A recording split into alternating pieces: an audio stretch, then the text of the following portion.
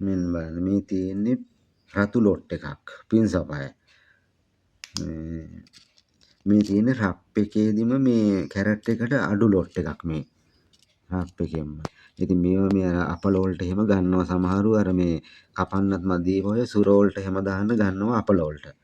ඒ වගේ මේ ඒ වගේ වට මොකද මේ රතු ಜಾති ලොට්නේ.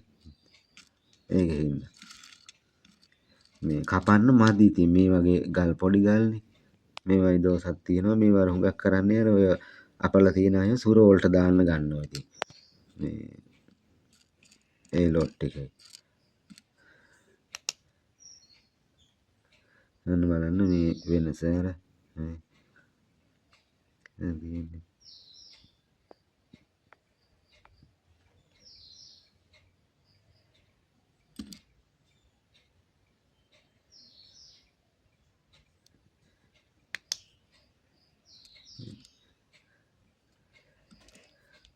මෙන්න මේක ඇවිල්ලා මේ ඒ අතරේ තියෙන මේ පත්ම රාග පැන්සි කියන්නේ මෙන්න මේවා. මේකත් මේ කපන්න හදලා මදිව තියෙන ගලක් මේ. මේක මේ පත්ම රාග පැන්සි කියන්නේ මේක. මේක ඉතින් පොඩි පොයින්ට් ගලක් තමයි හදන්න පුළුවන්. ඒ තියෙන්නේ. මොකද මේකේ අර ෆින් සපයත් එක්ක ඔරෙන්ජ් ගතිය තියෙනවා ඔරෙන්ජ් එක.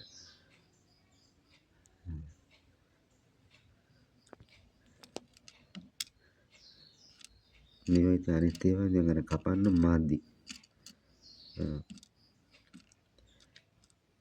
ඔයාලට ඉතින් හොඳ දැනුමක් ලබා ගන්න පුළුවන් මේ වගේ ලොට් එකක් බලලා අඳුනගත්තාම ගල් වර්ග